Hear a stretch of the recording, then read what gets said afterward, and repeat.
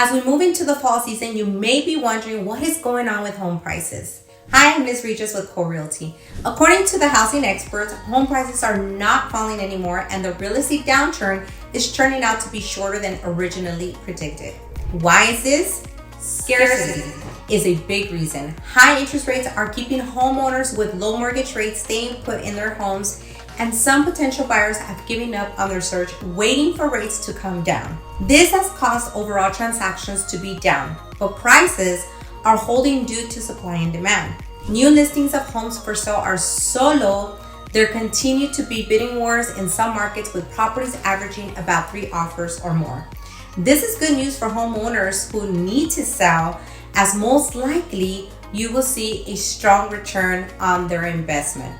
As we move into the fall and winter months, where we typically see a slowdown, prices are unlikely to fall significantly because there are just not enough homes for sale to meet demand. If you would like more housing data to see what is happening in your local area, reach out to me so that I can help you strategize your next move.